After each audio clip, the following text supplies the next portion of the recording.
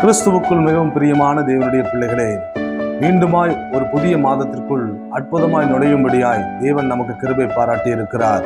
7 மாதங்கள் ஒரு தகப்பன் தன் பிள்ளைகளை சுமக்கிறது போல சுமந்து இந்த புதிய மாதத்தில் கொண்டு வந்து சேர்த்த நம்முடைய தேவாதி தேவனுக்கு உள்ளத்தின் ஆழத்திலிருந்து நன்றி சொல்லுவோமா? இந்த மாதத்திலும் தேவன் நமக்கு தரும் ஒரு அற்புதமான வாக்குத்தத்த வசனம் என்னாகமம் புஸ்தகம் 17ஆம் அதிகாரத்தில் ஆண்டவர் இப்படியாக சொல்லுகிறார், நான் தெரிந்து கொள்ளுகிறவனுடைய கோல் துளிர்க்கும் என்று சொல்லி. இன்றைக்கு இதை கேட்டுக்கொண்டிருக்கிற அன்பு தேவ பிள்ளைகளே, இதுவரை உங்கள் வாழ்க்கை துளிர்க்கவில்லையா? இந்த 7 மாதங்களும் நீங்க எதிர்பார்த்த காரியங்கள் நடக்கவில்லையா? அன்றைக்கு அநேக முறுமுறுப்புகள், அநேக பிரச்சனைகளுக்கு மத்தியிலே லேவியின் கோத்திரத்தின் கோலின் மேலே ஆரோனுடைய பெயரை எழுதினார்கள். அத்தனை கோள்களும் சாட்சி பெட்டியிலே வைக்கப்பட்டது. ஆனால் கர்த்தர் ஆரோனின் கோலை துளிர்க்க செய்தார். துளிர்க்க செய்தது மாத்திரம் அல்ல, அது கிளை விட்டு வாதுமை பழங்களை கொடுத்தது என்று சொல்லி வேதம் நமக்கு அருமையாய் சொல்லுகிறது. இந்த நாளிலே நீங்க இருக்கிற இடத்துல உங்கள் ஜனங்களுக்குள்ள, சொந்தங்களுக்குள்ள இதுவரை எந்த ஒரு ஆசீர்வாதமும் இல்லாமல் நீங்கள் புறம் தள்ளப்பட்டு கிடக்கிறீர்களா?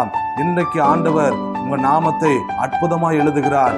ஆரோனின் கோலை துளிர்க்க செய்தவர் இன்றைக்கு இந்த புதிய மாதத்துல உங்களுடைய வாழ்க்கையை துளிர்க்க செய்து கனி கொடுக்கிற ஒரு வாழ்க்கையாக மாற்றுவேன் என்று கர்த்தர் வாக்கு கொடுக்கிறார்.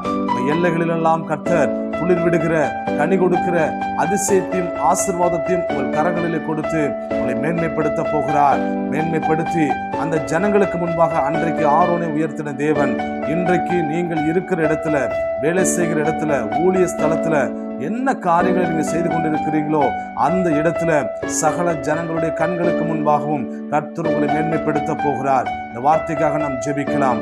நல்ல பிதாவே, இந்த நல்ல வேலைக்காக நன்றியோடு துதிக்கிறோம். இந்த புதிய மாதத்தில் இந்த வாக்குத்தத்த வசனங்களும் உடைய கரத்துல வைத்து நாங்கள் ஜெபிக்கிறோம். அப்பா, ஆசீர்வதித்து ஒவ்வொரு பிள்ளைகளையும் கர்த்தாவே, ஒவ்வொரு பிள்ளைகளுடைய வாழ்க்கையும் கர்த்தர் துளிர்க்க செய்யும்படியாக இந்த வல்லமை விளங்கட்டும். ஆசீர்வதிங்க இயேசுவின் நாமத்தில் பிதாவே, ஆமென். வார்த்தைகளை விசுவாசியுங்கள். கர்த்தர் நிச்சயமாக உங்கள் வாழ்க்கையை துளிர்க்க செய்வார்.